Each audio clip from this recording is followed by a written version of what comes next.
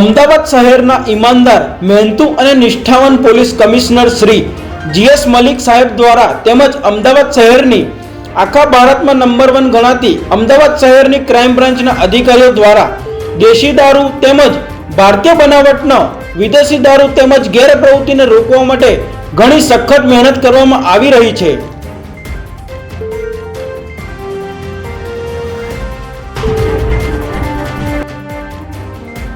ત્યારે બીજી બાજુ અમદાવાદ શહેરના રામોલ પોલીસ સ્ટેશનના પીઆઈ તેમજ વહીવટદાર મુકેશભાઈ ચૌધરી અને પેટા વહીવટદાર ઘનશ્યામભાઈ આહિર દ્વારા આવા પ્રતિષ્ઠિત અને પ્રામાણિક અધિકારીઓની છબીને ખરડી રહ્યા હોય તેવું લાગી રહ્યું છે।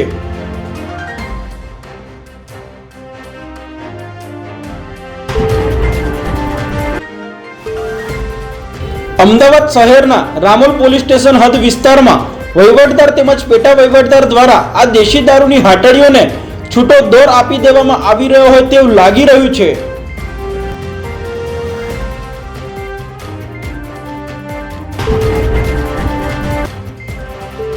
અમદાવાદ શહેરના રામોલ પોલીસ સ્ટેશન હદ વિસ્તારમાં જ્યાં જુઓ ત્યાં દારૂ જ દારૂ।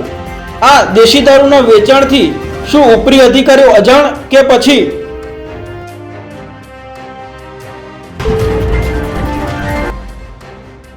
અમદાવાદ શહેરના રામોલ પોલીસ સ્ટેશન હદ વિસ્તારમાં આવા દેશી દારૂનું વેચાણથી લઠ્ઠાગંડ સર્જાવાની ભીતિ જણાઈ રહી હોય તેવું લાગી રહ્યું છે।